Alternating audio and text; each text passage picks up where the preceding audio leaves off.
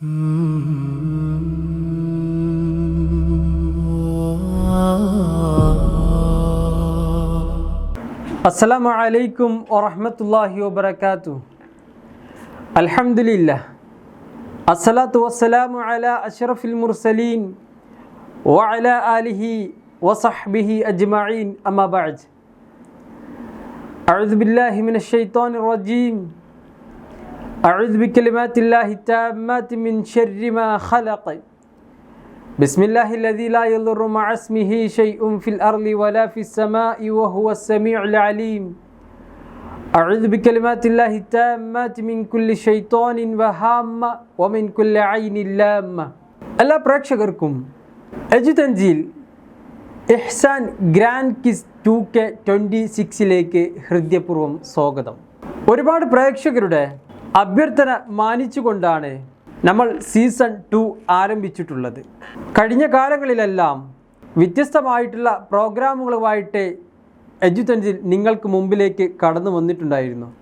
നമ്മുടെ പഠിതാക്കളായിരുന്ന ഒരുപാട് ആളുകൾ ഈ ഗ്രാൻഡ് കിസ് ആരംഭിക്കണമെന്നും അതിൻ്റെ സീസൺ 2 ഉണ്ടായിരിക്കണമെന്നും നമ്മോട് ആവശ്യപ്പെട്ടിട്ടുണ്ടായിരുന്നു. അതിൻ്റെ അടിസ്ഥാനത്തിൽ നമ്മൾ സീസൺ 2 ആരംഭിച്ചു. ഒരുപാട് നല്ല അഭിപ്രായങ്ങൾ നിങ്ങളുടെ ഭാഗത്തു നിന്നും വന്നുകൊണ്ടിരിക്കുകയും ചെയ്യുന്നു. വളരെയധികം സന്തോഷം. ഇനിയും നിങ്ങളുടെ പോസിറ്റീവായിട്ടുള്ള അഭിപ്രായങ്ങൾ ഉണ്ടാകണമെന്ന് വളരെ വിനയത്തോടു കൂടി ആവശ്യപ്പെടുകയും ചെയ്യുകയാണ്. കേവലം ഒരു ക്വിസ് കോമ്പറ്റീഷനായിട്ട് നിങ്ങളിതിനെ കണക്കാക്കരുത്. മറിച്ച് വൈജ്ഞാനികപരമായിട്ട് ഒരുപാട് അറിവുകൾ സമ്പാദിക്കാനുള്ള ഒരു പ്ലാറ്റ്ഫോം കൂടിയായിട്ടും നിങ്ങൾ ഈ ക്വിസ് കോമ്പറ്റീഷനെ കാണുകയും ചെയ്യണം.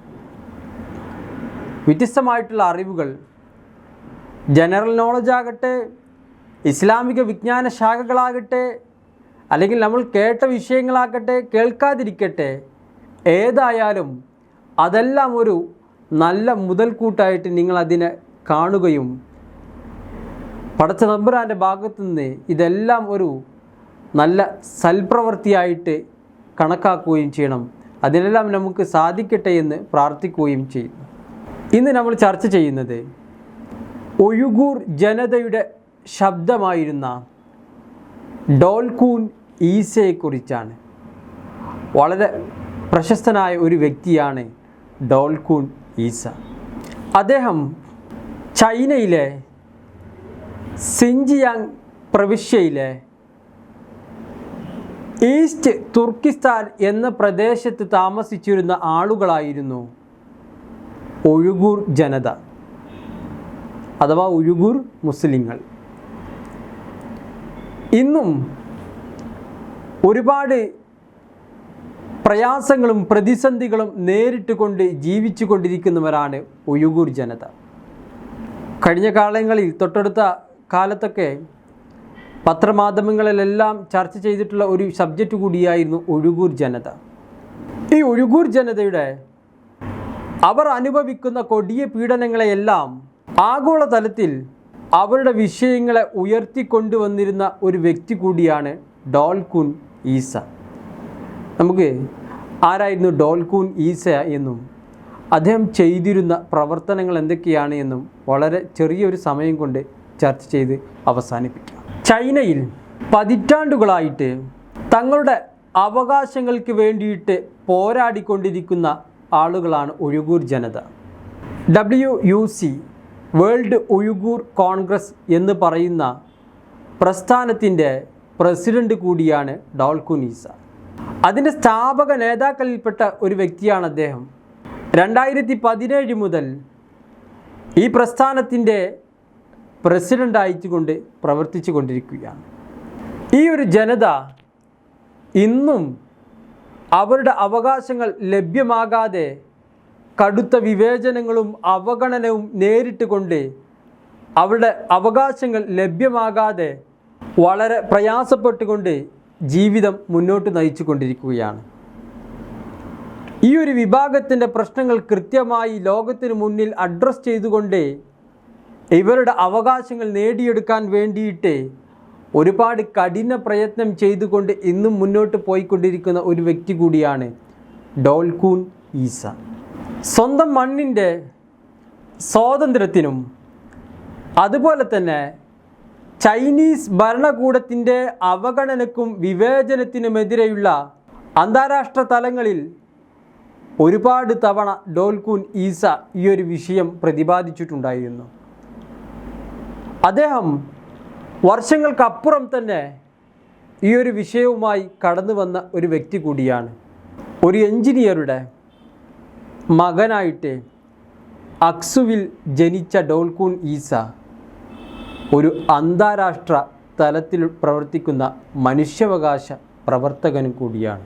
ഇദ്ദേഹത്തിൻ്റെ പഠനകാലത്തുള്ള ചരിത്രം പരിശോധിച്ചാൽ 1984 സിൻജിയാങ് യൂണിവേഴ്സിറ്റിയിൽ ഭൗതിക ശാസ്ത്ര വിദ്യാർത്ഥിയായിരിക്കുന്ന കാലഘട്ടത്തിൽ അക്കാലഘട്ടത്തിൽ യൂണിവേഴ്സിറ്റിയിൽ ഉയ്ഗൂർ വിദ്യാർത്ഥികൾക്കെതിരെയുള്ള അവഗണനയും അല്ലെങ്കിൽ അവർക്കെതിരെയുള്ള വിവേചനപരമായിട്ടുള്ള പ്രവർത്തനങ്ങളിൽ വളരെയധികം അസ്വസ്ഥനായ ഒരു വ്യക്തി കൂടിയായിരുന്നു അദ്ദേഹം.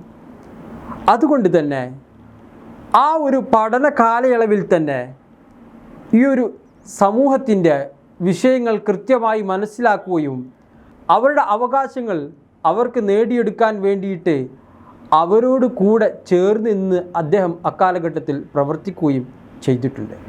അങ്ങനെ അദ്ദേഹം 1987 സ്റ്റുഡൻറ്റ് കൾച്ചറൽ സയൻസ് യൂണിയൻ രൂപീകരിച്ചു.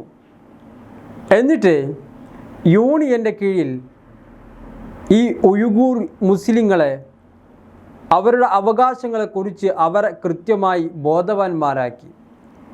ഏതൊക്കെയാണ് അവർക്ക് ലഭിക്കാനുള്ള അവകാശങ്ങൾ, ആ അവകാശങ്ങൾ ഏതെല്ലാം രൂപത്തിൽ നേടിയെടുക്കാൻ കഴിയും എന്നതിനെക്കുറിച്ചെല്ലാം വളരെ കൃത്യമായിട്ട് ഈ ഒരു ജനതയെ അദ്ദേഹം ബോധ്യപ്പെടുത്തുകയും ചെയ്തു. അങ്ങനെ അദ്ദേഹം സ്റ്റുഡൻറ്റ് യൂണിയൻ്റെ നേതൃത്വത്തിൽ പ്രവർത്തിക്കുന്ന സമയത്ത് 1988 ജൂൺ 15 അദ്ദേഹം ഒരു വലിയ വിദ്യാർത്ഥി പ്രക്ഷോഭം നടത്തുകയുണ്ടായി. ഏകദേശം 8000 സ്റ്റുഡൻസ് ഈ ഒരു പ്രക്ഷോഭത്തിൽ അദ്ദേഹത്തിൻ്റെ കൂടെ പിൻപന്തിയിൽ നിന്ന് പ്രവർത്തിക്കുകയും ചെയ്തു. വലിയ വിജയം ഉണ്ടായൊരു പ്രക്ഷോഭമായിരുന്നു. മാത്രമല്ല ഈ ഒരു പ്രക്ഷോഭത്തിലൂടെ ആ ഒരു സമുദായത്തിൻ്റെ അല്ലെങ്കിൽ ആ ഒരു സമൂഹത്തിൻ്റെ വിഷയങ്ങളെ കൃത്യമായിട്ട് ജനങ്ങൾക്കിടയിൽ ഇളക്കിവിടുന്ന രൂപത്തിൽ ഒരു വലിയ വിഷയമായിട്ട് തന്നെ അഡ്രസ്സ് ചെയ്യാനും അദ്ദേഹത്തിന് സാധിക്കുകയും ചെയ്തു. അദ്ദേഹത്തിൻ്റെ പ്രവർത്തനങ്ങളെല്ലാം ഈ ചൈനീസ് ഭരണകൂടത്തിന് വലിയ വെല്ലുവിളികൾ ഉയർത്തിയിട്ടുണ്ടായിരുന്നു. കാരണം ഒരുപാട് കൊടിയ അക്രമങ്ങളും പീഡനങ്ങളും ഏറ്റുകൊണ്ടിരുന്ന ഒരു സമൂഹത്തിന് അഡ്രസ്സ് ചെയ്യാൻ ആളില്ലാതെ വരുന്ന ഒരു സാഹചര്യത്തിൽ അവരുടെ പ്രശ്നങ്ങൾ കൃത്യമായി ഉയർത്തിക്കൊണ്ടുവരുന്നതിൽ ഒരു വലിയ രീതിയിൽ വിജയിച്ചപ്പോൾ ഈ ഒരു ചൈനീസ് ഭരണകൂടത്തിന് അദ്ദേഹം വലിയ ഒരു തലവേദനയായി. അങ്ങനെ അദ്ദേഹത്തെ ഒരു സമയത്ത് യൂണിവേഴ്സിറ്റിയിൽ നിന്നും പുറത്താക്കുകയും ചെയ്തു. പക്ഷേ പുറത്താക്കിയപ്പോഴും അദ്ദേഹത്തിൻ്റെ പ്രക്ഷോഭങ്ങളുമായിട്ടോ അല്ലെങ്കിൽ അദ്ദേഹത്തിൻ്റെ ഈ ഒരു ജനതയ്ക്കുള്ള അവകാശങ്ങൾക്ക് വേണ്ടിയിട്ടുള്ള പോരാട്ടങ്ങളിൽ നിന്നും ഒരിഞ്ച് പിന്നോട്ട് പോകാതെ കൃത്യമായി അദ്ദേഹം വീണ്ടും തൻ്റെ പ്രവർത്തനങ്ങളെ ഏകോപിപ്പിച്ചുകൊണ്ട് തന്നെ മുന്നോട്ട് പോയിക്കൊണ്ടിരുന്നു. അങ്ങനെ 1994 അദ്ദേഹത്തിന് ഈ ചൈനയിൽ നിൽക്കാൻ കഴിയാത്തതായിട്ടുള്ള ഒരു സാഹചര്യം വന്നു. അവിടുത്തെ ഭരണകൂടത്തിനെതിരെ അദ്ദേഹം പ്രവർത്തിക്കുന്നുണ്ട് എന്ന് മനസ്സിലാക്കിയപ്പോൾ ആ ഭരണകൂടം അദ്ദേഹത്തെ വേട്ടയാടുന്ന രൂപത്തിലേക്ക് പോയി.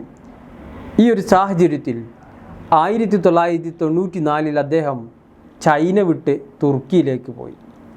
ഈ തുർക്കിയിൽ അഭയം പ്രാപിക്കുന്ന സമയത്ത് തൻ്റെ പ്രിയപ്പെട്ടവരെല്ലാം ഇവിടെ ചൈനയിലായിരുന്നു. അദ്ദേഹം പോകുന്ന സമയത്ത് തൻ്റെ ഭാര്യ ഗർഭിണിയായ ഭാര്യയെ ചൈനയിൽ നിർത്തിക്കൊണ്ടായിരുന്നു അദ്ദേഹം തുർക്കിയിലേക്ക് അഭയം പ്രാപിച്ചത്.